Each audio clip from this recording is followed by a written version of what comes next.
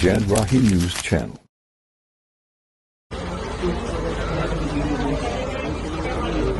वो पहले भी आपको छेड़ते थे? ठीक है, सरकार से क्या डिमांड है? उनको अरेस्ट करें, जस्टिस मिलना चाहिए। जैसे ही एसिड अटैक की सूचना मिली हमने एफआईआर दर्ज की और उसका तुरंत इन्वेस्टिगेशन, क्योंकि गंभीर मामला लेते हुए कि छात्रा के ऊपर हुआ और महिला सुरक्षा के प्रति दिल्ली पुलिस हमेशा सजग रहती है, उसकी इन्वेस्टिगेशन करने में जैसे ही हम आगे बढ़े तो कुछ विरोधाभास नजर आने लगे। तो हमने और गहनता से उसकी अन्वेषण किया और पता चला कि काफ़ी हद तक वो कहानी झूठी है और जिन व्यक्तियों के ऊपर आरोप है वो मौके पे थे ही नहीं। हमने उनको अच्छे से खंगाला, उनका टेक्निकल एनालिसिस किया, सीसीटीवी फुटेज देखा, जो वो कह रहे थे कि हम यहाँ पे थे उन लोगों के बयान लिए और जब हम पूरी तरह से संतुष्ट हो गए कि वाकई जिस व्यक्ति पे आरोप लगाया जा रहा है वो वहाँ पे था ही नहीं, तो हमने इसको पुराना रिकॉर्ड वगैरह चेक किया।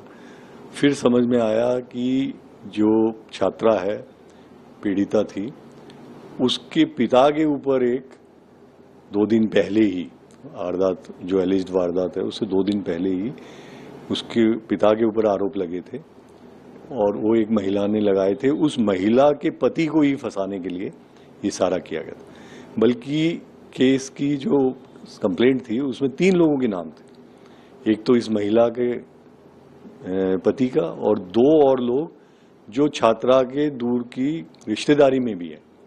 उन रिश्तेदारों के साथ इनका केस चल रहा है मंगोलपुरी में, एक प्लॉट का झगड़ा, और उस प्लॉट के झगड़े में एक औरत जो कि एक मालिकाना हक था उसका, उसके हस्बैंड की डेथ हो गई थी और ये लोग उसके प्लॉट पे कब्जा करना चाह रहे थे।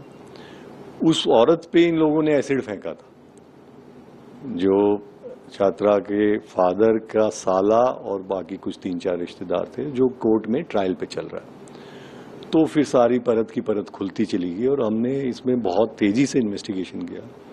सारे लोगों के इधर से बयान लेना, पुरानी हिस्ट्री को जुटाना, फुटेज देखना, एनालिसिस करना टेक्निकल, और कल फिर सारी कहानी क्लियर होगी। परसों का इंसिडेंट था कि ये सारा झूठा एक कॉन्स्पिरेसी षड्यंत्र के तहत किया गया था और मकसद था कि छात्रा के फादर को उस केस से बचाना और उन लड़कों का जो बाकी 2 लड़के थे कि उस केस में कॉम्प्रोमाइज करना।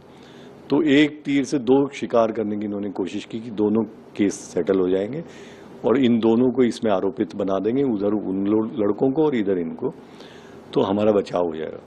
लेकिन जैसे कि आप जानते हैं अपराधी कितना भी शातिर हो, कुछ ना कुछ गलतियां कर ही देता है। जब उसको बारीकी से हमने देखा तो सारी कहानी हमें झूठी नजर आई। सर, इस मामले में मास्टरमाइंड कौन है? किसने ये पूरी प्लानिंग रची थी? क्योंकि इसमें लड़की भी शामिल है, उनकी बेटी भी शामिल है, या पिता जो जिसने मास्टरमाइंड तो छात्रा का जो पिता है अकील खान ही है, उसके साथ उसका भाई, एक इसका बेटा और कुछ और रिश्तेदार हैं जो उस केस में, मंगोलपुरी वाले केस में, इन सब ने मिलकर षड्यंत्र रचा था। और चूंकि इन्वेस्टिगेशन अभी जारी है, एग्जैक्ट रोल आज हम इसको वेरीफाई करके और फिर कोर्ट को बता देंगे। सर, कितने लोगों की गिरफ्तारी इस मामले में हो गई है कि ताकि? अभी हमने गिरफ्तारी तो अकील खान की है उस केस में जिसमें उसके ऊपर यौन शोषण के आरोप और ब्लैकमेलिंग के आरोप थे। उसके बाद अब जितनी कहानी परत निकलेगी, क्योंकि इसमें एक प्रोसीजर होता है, जब हम ऑलरेडी एक केस दर्ज है तो उसको हम पहले क्लोजर करते हैं, फिर उसकी झूठी एफआईआर कराने के आरोप में और इस कॉन्स्पिरेसी के आरोप में फिर एक अलग मामला दर्ज होके बाकी सबके खिलाफ एक्शन हो। तो बेटी के खिलाफ जिसने ये जो एसिड वाली जो कहानी थी, वो क्या किया था उसने? अपने हाथों में जो चोट लगी थी उधर, उसके बारे में? हाँ, वो खुद ही ये लोग अपने घर से टॉयलेट क्लीनर या इस तरह का कुछ लेके आए थे जिसकी अभी जांच चल रही है, और ये भाई के स्कूटी पे आई थी और भाई ने कॉलेज से कुछ दूर इसको उतार दिया और फिर वहां पे इसका पिता पहले से आया हुआ था और इन लोगों ने खुद ही उसको हाथों पे लगा के इस तरह की साजिश लगी जैसे, और नाम लिया कि एक बाइक पे 3 लोग आए जिनका पहले मैंने जिक्र किया था और उन पे आरोप लगाए, जबकि वो 3 लोग वहां पे थे ही नहीं मौजूद। तो ये सारा षड्यंत्र इनके परिवार का ही रचा हुआ था। तब इन तीनों को क्लीन चिट दे दी गई है जो जिसके ऊपर इन्होंने आरोप? हाँ, देखिए, इनका वहाँ पे ना तो इनकी मौजूदगी है, ना इनका कोई जो ये बातें थी कि स्टॉकिंग करता था, कहीं कुछ नहीं है।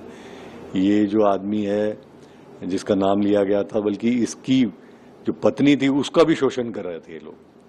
तो ये तो डबल जेपार्डी थी इनके साथ कि एक तो इनकी पत्नी का शोषण किया और ऊपर से फिर इनको इसमें आरोपित बना दिया। तो एक निर्दोष आदमी को अच्छा हुआ हमने बहुत जल्दी जांच करके, नहीं कई बार क्या होता है हड़बड़ी में पुलिस उसको, हाँ कि पुलिस उसको अरेस्ट करो, लेकिन वो बेचारा बार बार बोल रहा था कि मैं तो था ही नहीं, मेरे को क्यों अरेस्ट कर रहे।